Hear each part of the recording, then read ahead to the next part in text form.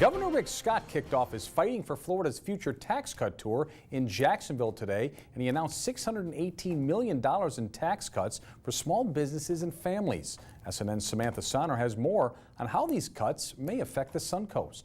Florida Governor Rick Scott says the over $600 million in tax cuts will help Florida small businesses stay competitive. Part of its price, part of its quality, part of its service. So we've got to do everything we can to drive the cost of being in our state down as much as we can. Over $400 million in cuts come from reducing the tax on commercial leases by 25%. President and CEO of the Greater Sarasota Chamber of Commerce, Kevin Cooper, says this will bring Florida in line with the rest of the country. The state of Florida is one of, only 2 or 3 states in the entire United States that charges a sales tax on the lease that business owners pay for the space they occupy. It's hard to justify. We're not sure why we do it. It makes the states less competitive. Governor Scott says the goal is for small businesses to be able to hire more people. I fought for jobs.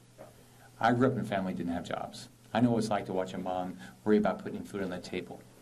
A dad, when his car got repossessed. The governor is also proposing 4 sales tax holidays: a back-to-school holiday, a disaster preparedness holiday, a veterans holiday, and a camping and fishing holiday, estimated to save Florida families $98 million.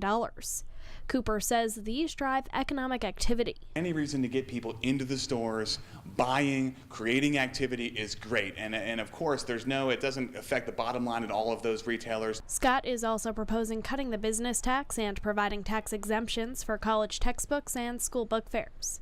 In Sarasota, I'm Samantha Sonner, SNN, the Suncoast News Network. Lawmakers will consider Scott's tax cuts and budget proposals during the legislative session.